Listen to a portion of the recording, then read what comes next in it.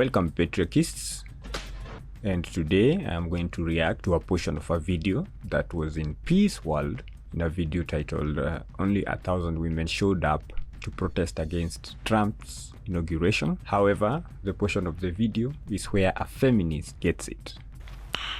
Nice. Let's get into it. Okay, no one have a go at me for saying this, but men do have less rights than women. And I'm a woman saying that, and a feminist. So let me just break it all down for you. When we're talking about men's rights and women's rights, we're talking more social rights, because legally we have the same rights. And socially, this country has completely fucked over men. Over 85% of the homeless community are men. You see, when a marriage breaks down because the man cheated, the wife gets to keep the kids, the house and the car. But if the wife cheats, she still gets to keep the kids, the house and the car, because it's all in the best interest of their children. Now, our family courts favour women being the caregivers over men because men are more economically valuable. You see, on average, men work longer hours, paying in more taxes and more labour to the country. In other words, they don't want dads at home raising the kids being caregivers. And on top of that, the family courts tend to be slightly sexist when it comes to caregiving roles. Our entire educational system is set up in favour of women. Studies have proven that men are more practical learners, and this sit down at your desk method doesn't work for them. Not at the same extent that it works for women. Women are more likely to go to university. Women are egged on their entire lives. Oh, you can do anything you want to do. You can be whatever you want to be. I mean, there used to be a rhetoric that when a woman got a really good job, oh, they slept the way to the top. Oh, they used their womanly powers or something. But that whole rhetoric has changed to the only reason he got the job is because he's a man. Two wrongs do not make a right, guys. Men's mental health and the lack of addressing it. The most likely way a man will lose his life under the age of 50 is by him taking it himself. On average, over 12,000 men unalive themselves per year.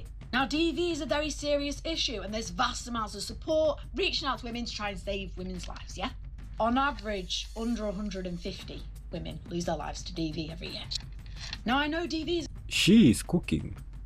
She is most definitely cooking.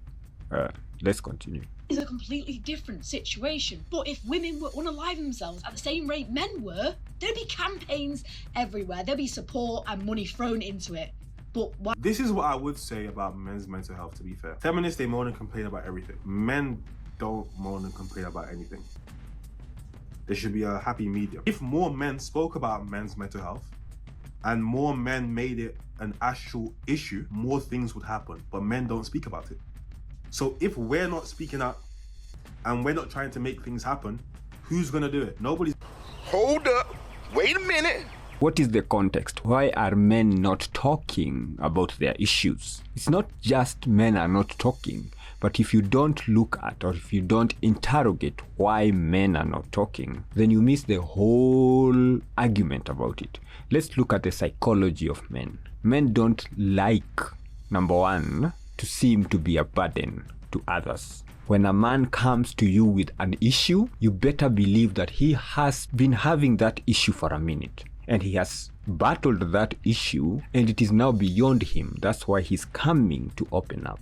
He's coming to you because in his mind, you are the one who most probably or most possibly has a solution for that problem that he's going through. It's not just about talking. Number one, men are not very good talkers. We don't know how, or most men, let me put it this way, most men don't know how to verbalize feelings. Expecting a man to verbalize his feelings, something which is hard for him. And people might come and say it's socialization, it's their psychology, whatever the reason. Men don't know how to verbalize their feelings. So you want men to talk about their feelings, you want men to talk about their experiences, but we know that it is difficult for them to do it. So what are we saying about it? The question we should be asking is, are men communicating? Because what is most important is the communication. Are men communicating? And we know that communication is more than just speaking, more than just talking. When you look at men and substance abuse, that is, so why do we expect men to speak? And then we say just because they are not speaking, so nothing is being done. But men are communicating. I don't disagree with peace evaluation that men don't speak about their issues. Where I want him to start looking at is why. The why sometimes is very important so that it can explain the what, and now it can dictate, or it can at least inform how we are going to deal with an issue. Because if you're just going after the what without knowing the why, you'll be solving a symptom. It's like you treating fever, but the reason of the fever is that somebody's having a disease inside him. So you'll be treating the fever, but the disease is killing him. So unless you understand that this is the kind of disease this person is suffering from, and you treat that disease so that deals with the fever. It's going to do it for us. So as much as I do think if women were unaliving themselves like men, there would be all this stuff, is because women would make it a big deal. Men don't make it a big deal. Why not for men? Now, when it comes to the justice system, which is completely fucked up and lets down women all the time, but when it's women committing the crime, women are a lot less likely to get a prison sentence even if they're committing the same crime as the men commit. Our society, for some reason, struggle seeing any man as a victim. Now, men are victim to DV too, but they get very little to no support. Men are also victims of rape, and it's actually at similar levels as women. Now, the everyday person wouldn't laugh along when a TV show literally makes jokes about rape, but a lot of us have for a very long time when it comes to picking up the soap. See, it's all about how it's perceived. Now, women are seen as victims. They're also seen as being the caregivers, can't do no harm, angels. As men are straight away perceived as the bad guys and the villains.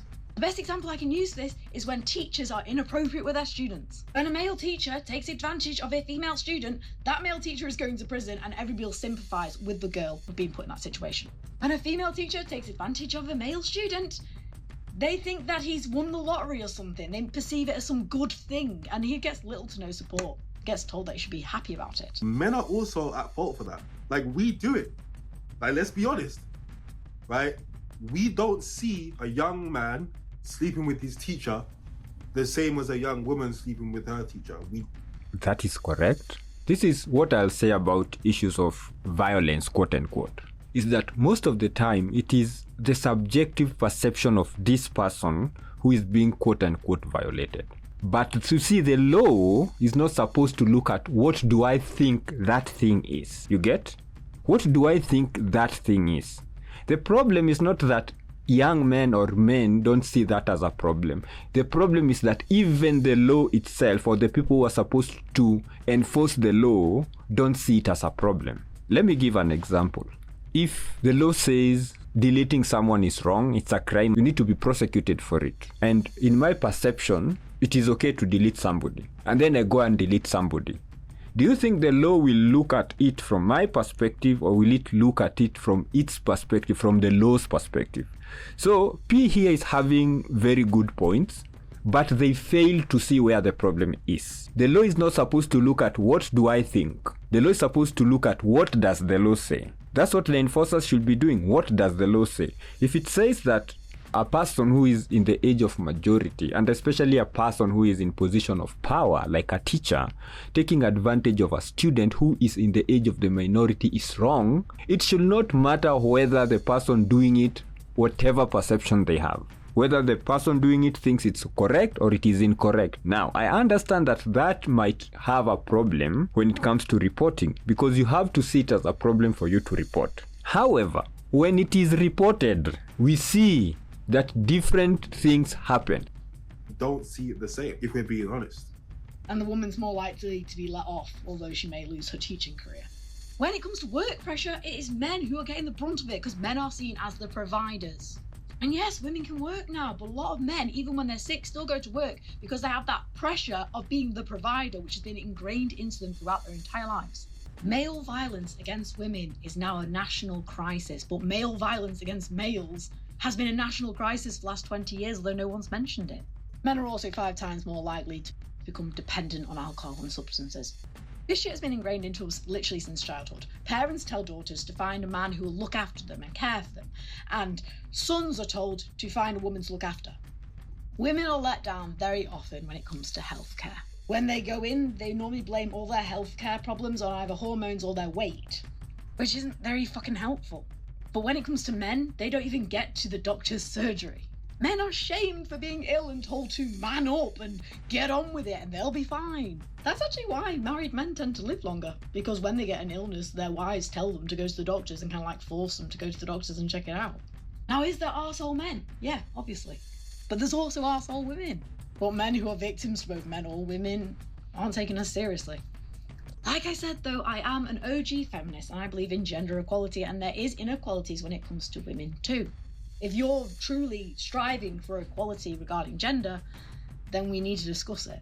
And let's face it, the only reason women have more social rights than men is because they perceive us as weak, and we're not, army girls. She has already said it very clearly, and it's interesting that when it comes to feminist, I have a lot to say, to disagree with, but this time I am now being forced to clarify things which my brother is now talking about, giving it a lot more context. So this is refreshing. These are the kind of feminists that I could rock with. Subscribe to the channel, if not. You're a bitch.